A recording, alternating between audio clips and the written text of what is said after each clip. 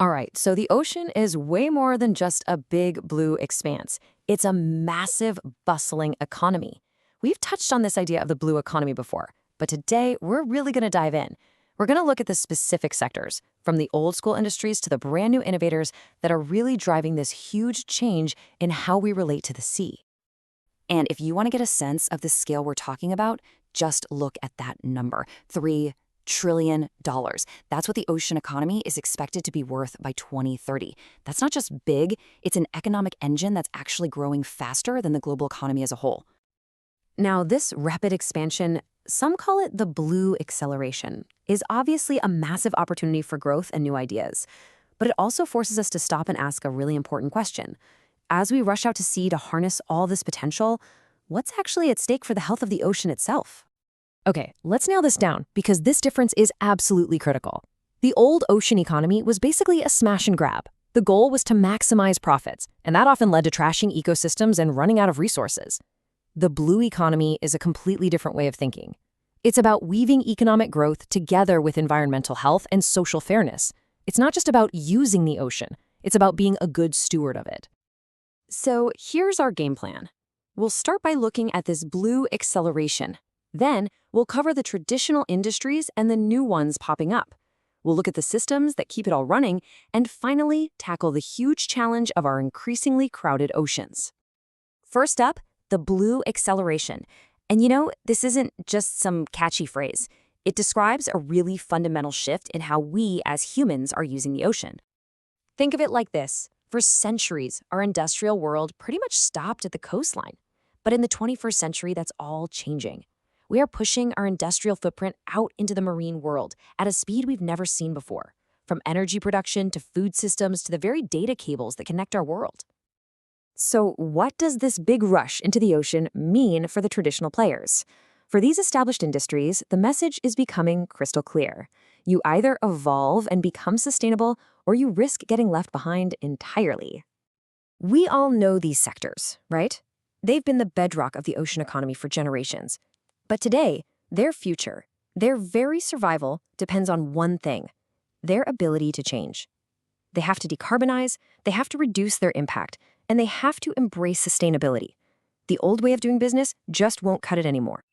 And to really see this pressure in action, just look at fisheries. This chart is, well, it's pretty stark. According to the FAO, a staggering 87% of the world's fish stocks are either fully exploited or already overexploited. This isn't just an environmental tragedy, it's a direct threat to the economic survival of the industry itself. And this right here really drives home the business case for changing. The World Bank figured out that just by mismanaging fisheries, we're leaving more than $80 billion on the table every single year. So sustainability isn't just some feel-good cost. It is a massive, untapped economic opportunity. Okay, so that's the old guard trying to adapt. But at the same time, there's a whole new wave of innovative, high-growth sectors coming ashore. And these really represent the future of the blue economy. And these sectors are playing a totally different game. They're low carbon, they're heavy on tech, and they are scaling up incredibly fast. We're talking about moving beyond just extraction. This is about harnessing the raw power of the ocean for clean energy, discovering new medicines in its biodiversity, and even creating fresh water for coastal cities. To give you a sense of the sheer scale here, just look at offshore wind. In the United States alone, the pipeline of planned projects has a capacity of over 52,000 megawatts. That is a massive amount of clean energy. And remember, that's just one of these new sectors in just one country. This is the new wave in real time. But of course, you can't have this kind of rapid growth without some challenges. As we build out all this new infrastructure, we have to be really smart about managing the potential ecological fallout, from construction noise affecting marine mammals to how these massive structures could actually change the local ecosystems. So the key takeaway here is that this isn't the Wild West. Regulatory bodies like NOAA are putting strict rules in place to handle these risks. They're doing things like requiring speed limits for boats, using amazing tech like bubble curtains, which is literally a wall of bubbles to contain construction noise, and even shutting down operations entirely when vulnerable animals like the North Atlantic right whale are in the area.